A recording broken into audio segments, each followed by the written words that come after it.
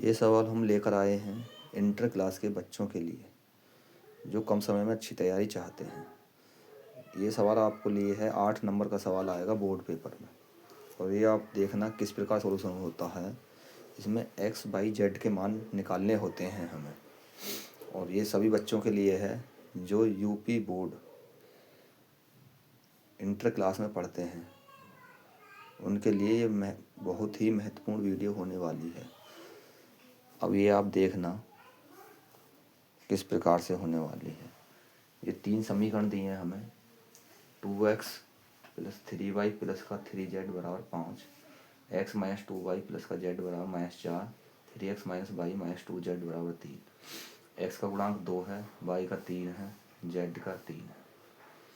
x का गुणांक 1 है, y का -2 है, z का 1 है।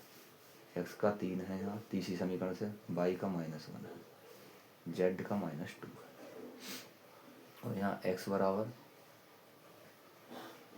एक्स वाई जेड और b बराबर हो जाएगा मेरे बच्चों 5 -4 और 3। अब यहाँ हम सबसे पहले करेंगे ए का डिटरमिनेंट फाइंड करेंगे।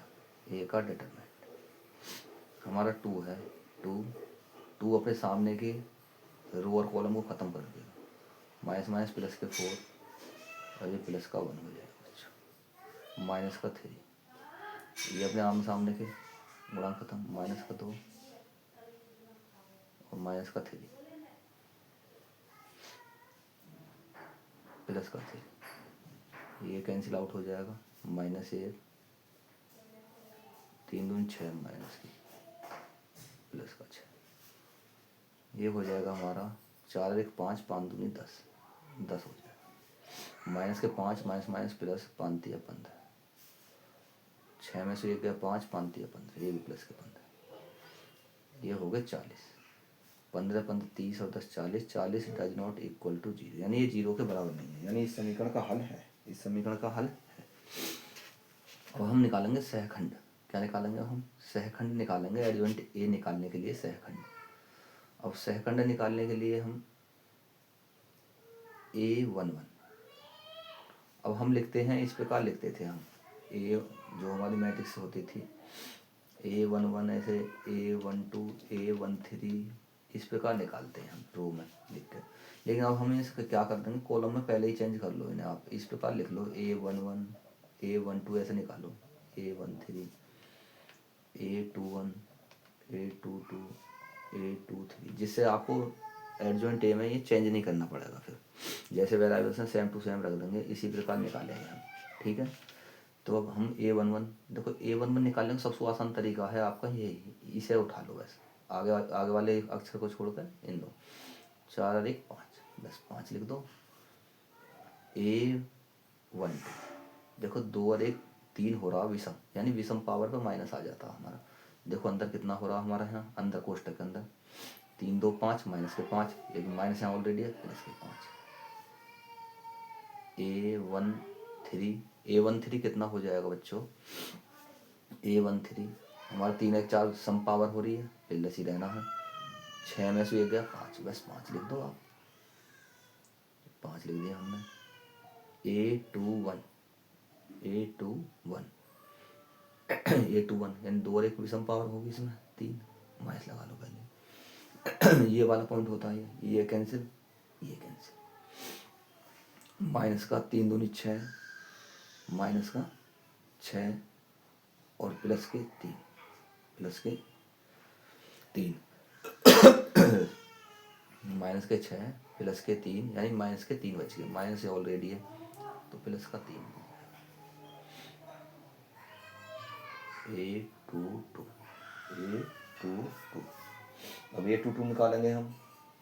अब A22 किस प्रकार निकालेंगे, देखो आप, ये वाला पॉइंट है, ये कैंसिल होना, ये कैंसिल होगा, तो माइनस के 4 और माइनस के 9, माइनस के 13, माइनस के 13। A23 यानी विषम पावर, माइनस लगा लो, ये वाला पॉइंट है, ये कैंसिल, ये कैंसिल, माइनस का 2 और माइनस का 9, तो माइनस के 11, ये हो गए प्लस के 11। अब निकाल लो आप A13 3 1, ये वाला पॉइंट होता है, ये कैंसिल होना, ये कैंसिल, 3 एकम 3, प्लस के 3 और प्लस के 6, प्लस के 9 हो जाएंगे बच्चों। A 3 2, देखो 3 और 2 5, विषम पावर, माइनस लगा लो, ये वाला पॉइंट है, ये कैंसिल, ये कैंसिल, 2 एकम 2 और माइनस के 3, माइनस का 1 नहीं, प्लस का 1 हो जाएगा बच्चों।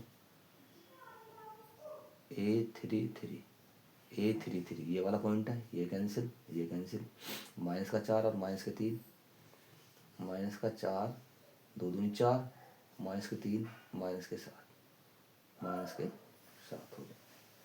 ठीक है, अब इसका हम एडजॉइंट ए निकालेंगे बच्चों। एडजॉइंट ए में क्या है, अब हमने चेंज पहले ही कर लिया, ये हमें कुछ नहीं करना, जैसे हैं सेम टू सेम लिख दो, क्योंकि हमने ये पहले ही चेंज कर लिया। ये 5 5 5, 3 माइनस 13 11, 9 1 माइनस 7, ये आपका एडजॉइंट ए हो गया। अब हमें फाइनली निकालना क्या है, हमें एक्स वाई जेड के मान निकालने होते हैं। तो एक्स बराबर फॉर्मूला क्या होता है, ए इनवर्स डॉट बी। पहले तुम्हें ये पता होना चाहिए कि ए इनवर्स हमारा किसके बराबर होता है। ए इनवर्स बराबर होता है मेरे बच्चों 1/a का डिटरमेंट इंटू एडजॉइंट ए, ये सूत्र होता है हमारा। तो अब हम क्या करेंगे, x बराबर 1/a का determinant into adjoint A into B. ये हमारा यहाँ तक कंप्लीट हो गया। अब आगे देखो अब हमने आगे से हम स्टार्ट कर रहे हैं इसे। इसमें क्या हो जाएगा आपका, x बराबर 1/a का डिटरमेंट कितना था 40 है, a का डिटरमेंट कितना 40, एडजॉइंट ए का मान कितना है हमारे पास 5 5 5, 3 माइनस 13 3 माइनस 13 11। अब आगे इसका मान है आगे हमारा 9 1 माइनस 7। और बी का मान कितना है हमारे पास, बी का मान दिया हुआ है हमें 5 माइनस 4 और 3 दिया है बच्चों। अब इनकी मल्टीप्लाई करनी है हमें, मल्टीप्लाई करनी है। x बराबर 1/40 मल्टीप्लाई, देखो रो बाई कॉलम होती है बच्चों, सबसे बड़ी हमें दिक्कत होती है गुणा मल्टीप्लाई करने में। रो बाई कॉलम, इसकी रो इसका कॉलम, 5 पंजे 25, 3 चौक 12 माइनस के 12 9 तिया 27 बच्चों, 5 पंजे 25,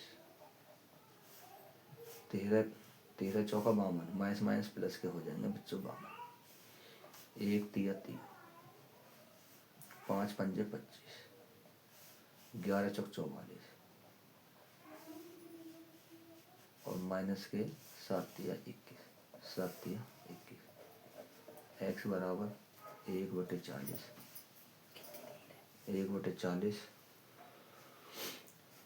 25 और 27 52, 52 में से 12 के बच्चों 40 बचेंगे। कितने बचेंगे 40। ये हमारा 52 25 77 और 3 80, कितना हो जाएगा बच्चों 80। ये माइनस माइनस वाले एक साथ जाएंगे अब हमारे, माइनस के 44 और माइनस के 21 हमारे, माइनस के 65 में से 25 गए, माइनस के 40, माइनस के 40। और हम क्या करेंगे बच्चों, x का मान क्या है हमारे पास बड़ी वाली का, x बाई जेड, इस 40 से डिवाइड कर देंगे, 40 से कम 40, 40 दूनी 80, 40 से कम 40, 40 से कम 40। ये मान हो गए तुम्हारे। तुलना करने पे सीधा x बराबर 1 बनेगा, y बराबर क्या बनेगा बच्चों 2 बनेगा, और z बराबर बनेगा माइनस का 1। अब हम बच्चे न्यू कन्फ्यूज रहते हैं कि ये हमारा उत्तर ठीक है या नहीं है। उसके लिए हम आपको बताते हैं बहुत आसान तरीका चेक करने का। देखो इसमें हमने समीकरण कोई सी भी ले सकते हो, तीनों समीकरणों में से हमने पहली ले ली 3x प्लस का 3y प्लस का 3z बराबर कितना बच्चों 5 ले लिया हमने। अब जब 5 लिया तो अब हम इसकी लेफ्ट हैंड साइड लेके चलेंगे। कितनी लेके चलेंगे? Left hand side. Left hand side क्या? 2x प्लस का 3y प्लस का 3z। अब देखो x y z के हमने जो मान निकाले हैं इन्हें रख के देखेंगे। x की जगह 1, y की जगह 2 प्लस z की जगह कितना बच्चों? -1। तो 2 एकम 2, 3 दूनी 6 और माइनस का 3। तो ये कितना हो जाएगा? 6 और 2 8, 8 में से 3 गए 5। बच्चों ये हमारी लेफ्ट हैंड साइड 5 आई है, देखो राइट हैंड साइड भी 5 ही है। तो ये इसका मतलब हमारे जो ये मान है ये बच्चों बिल्कुल ठीक है, हमारे कोई भी गलती नहीं है। ये चेक करने का सबसे आसान तरीका है। समीकरण कोई भी उठा सकते हो, ऐसा नहीं है कि आप कोई भी समीकरण नहीं ले सकते, कोई सी भी ले सकते हो, 1 2 3 कोई सी भी, कौन सा आपका जी चाहता हो। तो इस प्रकार बच्चों सवाल कंप्लीट हो गया है आपका।